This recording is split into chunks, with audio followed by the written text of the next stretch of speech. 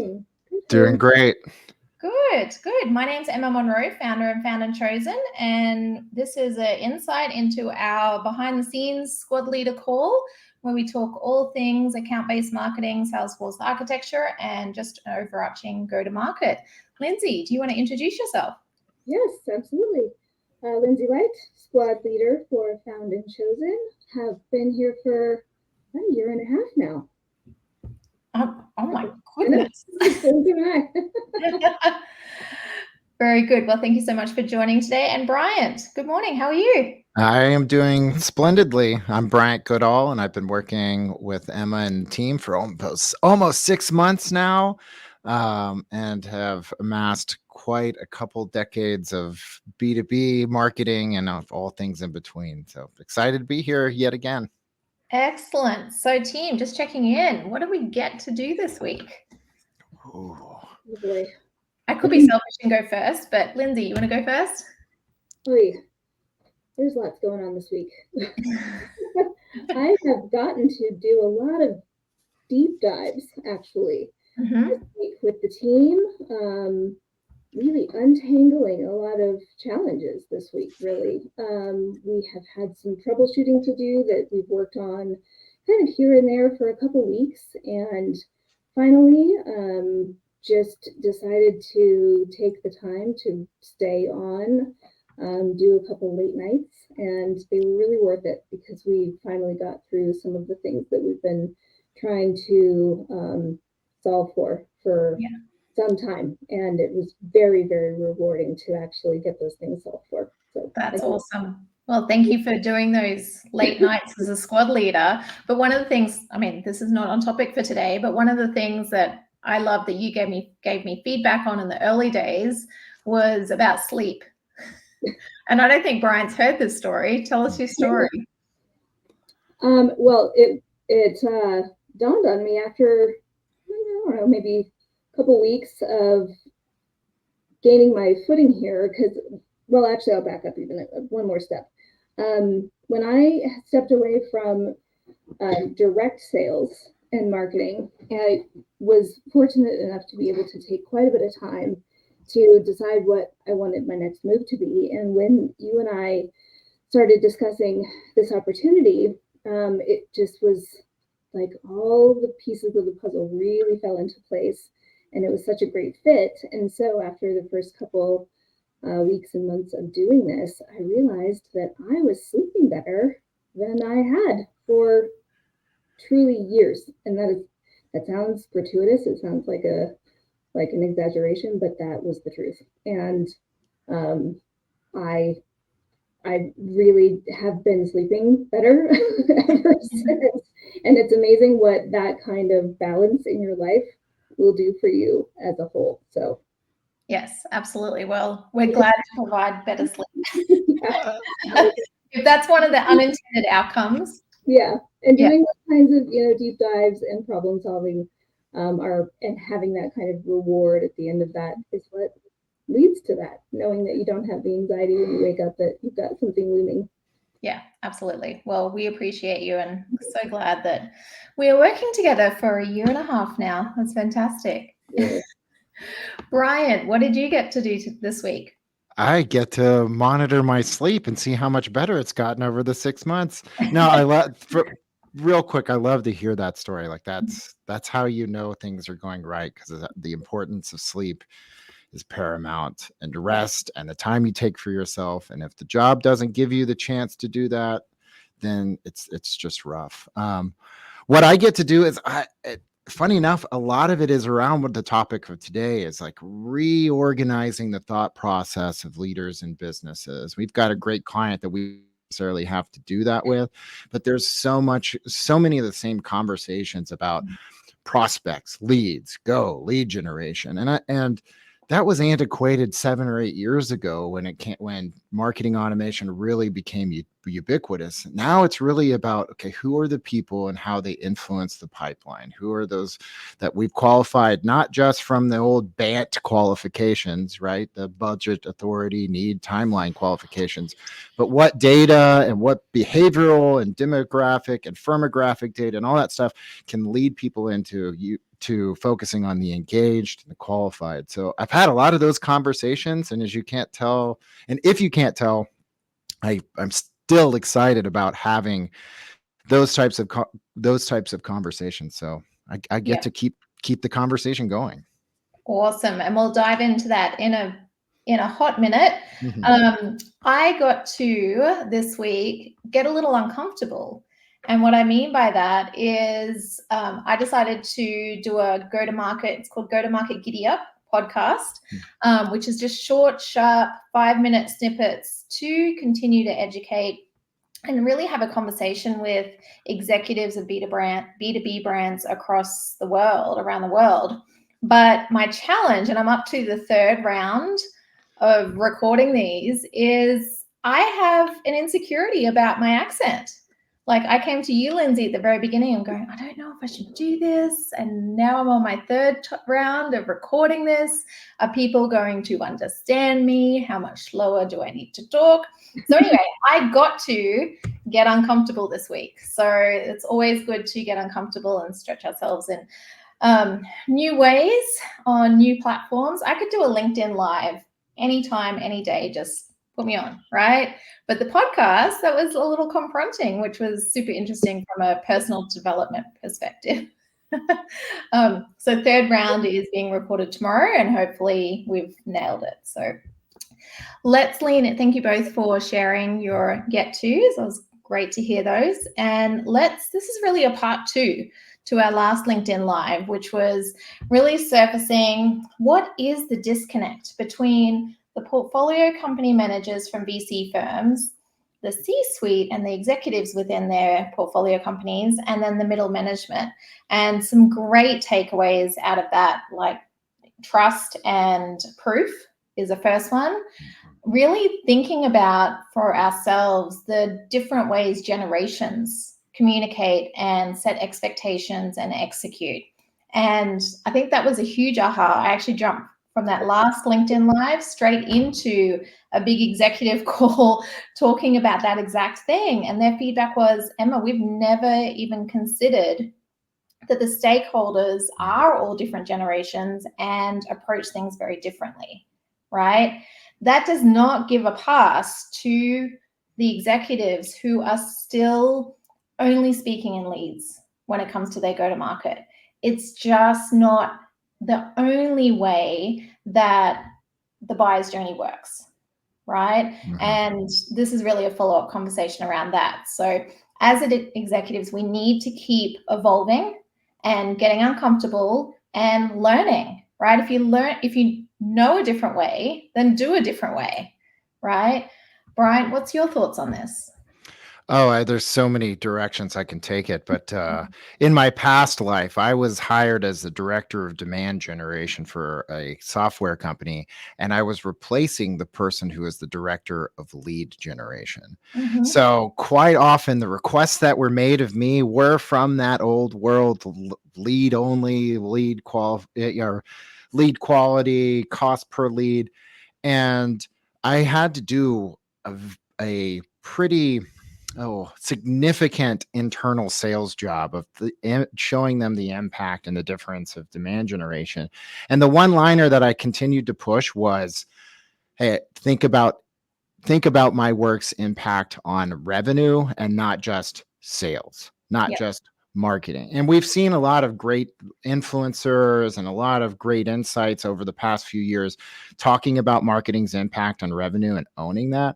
I lived that for quite some time. And I think what I learned now, or the key learning from that, is everybody speaks revenue. It's the reason why the company is there, to generate value and to generate revenue. So when you start talking about the efforts that you're making towards revenue, it becomes a universal language from the executive side all the way down to your account executives, your SDRs, your marketing specialists. And it really does drive a greater bit of alignment. I'm going to pause there because, like I said, I can go hours talking about this. Absolutely. And it's such an important conversation. And one of the things that, once we learn more and we can choose to do differently, but how can executives choose to do differently? And I think one of the things we can challenge ourselves with is trying to replace the old hat questions. Mm-hmm. Right? It's all about the quality questions. Tony Robbins talks about the quality of the questions you ask yourself and others determines the quality of your life, right? It's that much of a strong seed. So what are the quality questions that executives need to start to build a muscle memory of that isn't, where's my damn leads? Mm-hmm. Right? Lindsay, what's your thought and perspective on this?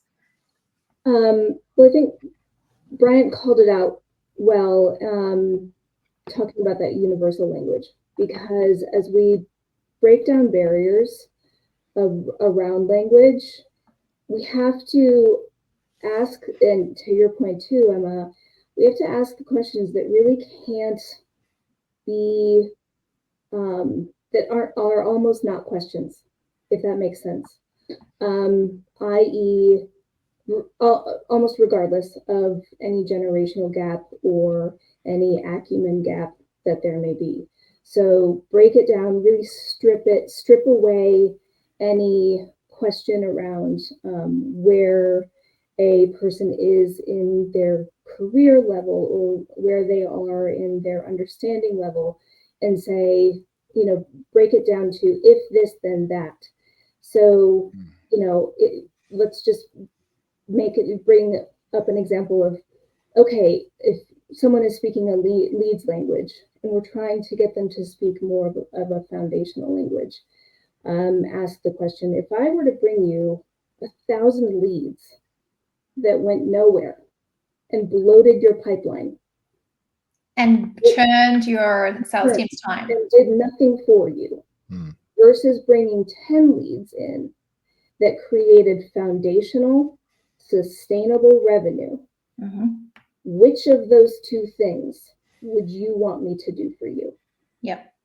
Of course, they're going to go through the second, but when their systems and processes are set up to speak to the first, right, of quantity over quality, then everyone's off put from the very beginning, right? Right. But those are the simplified, thought-provoking questions, yes, that get us going down the path of, okay, now we're thinking of things in the right way. And if you play almost like a word association game, and say, at least for myself, if I think leads, I think transactional. If I'm thinking of qualified MQLs, qualified, MQAs, I'm thinking sustainable. Yes. So we're talking about transactional versus foundational and sustainable. And so if we can just use those words, switch up our terminology with things that really can't be argued with, and build that trust, build up that talk track around those terms that are really understandable, and get the conversation built up around, okay, this is how we're going to build the foundation around relationships that parlay into future instead of transaction. Yep. That's, I think the thing that is the catalyst for what we're trying to achieve. You know what I'd love to do is release a blog of, this is the old questions, right? And executives can look at this and go, okay, I'm going to train myself in the muscle memory on the old questions, the transactional questions, and move to what you referenced, Lindsay. These are the foundational questions that I need to be asking moving forward. But from middle management and portfolio company perspectives, they might need to arm themselves. And when an executive asks them a transactional style question, come back to them with, I understand that question. Can we and actually be forward with it and say, can we replace that with this question, because that's going to get us to the outcome that we need? Yep. Have you ever read The Challenger? Mm-hmm. I Yes. think that reminds me of that question, of that book. Yes. And, being willing to step up and to say, okay, I hear you, but I would like to pose XYZ. Yes. Let's think of this, like, I'd like to challenge this, and I'd like to maybe think of this a little bit differently, and be direct, but pose it as a, like, what if we did this? Mm-hmm. It doesn't have to be combative, Mm-mm. but it can be thought-provoking. Yeah, absolutely. It can position you as a partner, and as someone who is there to, position them as, to be as successful as possible. Yeah, absolutely. Would you both collaborate on a piece if I put together a list of transactional questions versus foundational questions and get your input? And anyone that's watching this, if you have a concept, leave it in the comments below or DM any of us and we'll make sure it's included if it's relevant. But yeah, I'd love to be able to arm both executives and middle management with not really a playbook. It won't be as big as a playbook, but just a resource to be able to build that muscle memory to evolve the quality of questions that we're asking. Absolutely. Or being asked to answer. I would happily contribute, and then I'd also happily apply some of those questions, because unfortunately it was more of a sink or swim situation that I had been in the past, where unless you asked the right question, there were so many other questions that were left unanswered. But I think the one thing too that just to echo what Lindsay was talking about is that you want that clarity of vision, and you want to knock down or you want to remove any of the old world assumptions. Okay, we all know what a lead does. They turn into this, that, and the other. Like, you have to start through your questioning, identifying new areas of measurement, new areas of movement, and that's going to be more than just a change in the one-to-one communication. That's going to require tools and tactics and then strategies past that,